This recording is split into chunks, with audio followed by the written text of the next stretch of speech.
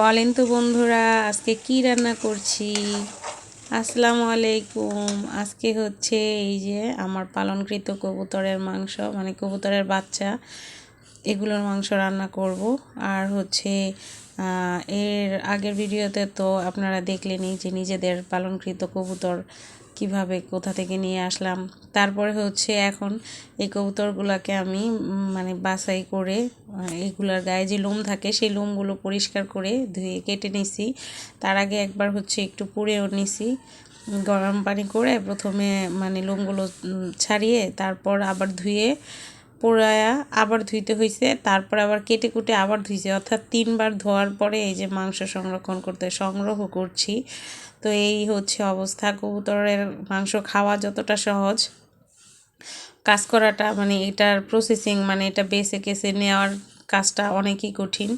এই যে আজকে হচ্ছে আমি এখানে 6টা কবুতর নিয়েছিলাম, কিন্তু এখানে মাংস আছে 3টা কবুতরের, কারণ 3টা কবুতর আমি আবার রেখে দিছি ফ্রিজে মেয়ের জন্য। ও আসলে হচ্ছে আবার রান্না করব, কারণ হচ্ছে সব সময় কবুতরের বাচ্চা থাকে না। 1.5 মাস পরে হচ্ছে আমরা আবার কবুতরের বাচ্চা পাইছি অনেকগুলা, তো আলহামদুলিল্লাহ। তো আজকে হচ্ছে এই যে কবুতরের মাংসগুলো রান্না করার জন্য শুরু করে দিলাম রান্নাটা। এদিকে মশলা কষিয়ে তারপরে হচ্ছে কবুতরের মাংসগুলো ধুয়ে ঝরিয়ে এবার হচ্ছে মাংস মশলার মধ্যে দিয়ে দিচ্ছি, এই আর কি। তো যাই হোক, মাংস মানে প্রথমে হচ্ছে মশলাটা ভালো করে কষিয়ে তারপরে হচ্ছে এবার মাংস কষিয়ে নিব মশলার মধ্যে, কারণ হচ্ছে এই কষানোটার উপরেই হচ্ছে তরকারির টেস্ট। আমার হাজব্যান্ড বলে যে তুমি তরকারি যত কষাইবা তরকারি তত মজা হইব। এর জন্য হচ্ছে একেবারে কষাইতে কষাইতে আমি কড়াইয়ের সাথে যে পর্যন্ত না লাগে ওই পর্যন্ত নাড়তেই থাকি। তো যাই হোক, এরপরে হচ্ছে আমি কষানোর পরে যে তরকারিতে পানি দিয়ে দিলাম পরিমাণ মতো। তারপর হচ্ছে তরকারিটা হতে থাকবে, আর এদিকে আমি আমার হাতের অন্য কাজ আছে সেটা সেরে ফেলছি। তো আমি হচ্ছে এর আগের বার যখন কবুতর রান্না করছিলাম তখন হচ্ছে একটু ছোট করে আলু দিয়েছি, আলুটা ভেজে নিয়েছিলাম, বাট আজকে কোনো আলু টালু দেই নেই।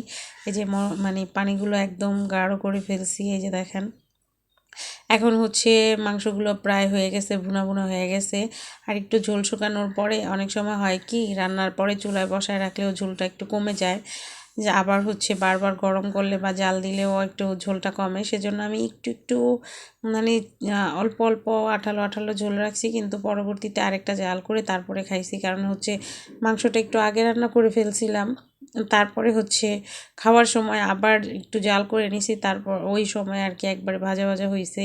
তো কবুতর ভুনা করলে সব সময় আমি এরকম করেই করি, আর যদি আলু দিয়ে রান্না করি তখন একটু ঝোল রাখি। তো আজকের ভিডিওটা এ পর্যন্তই। এই যে দেখেন, পরবর্তীতে আমি ঝোলটা শুকাই নিছি।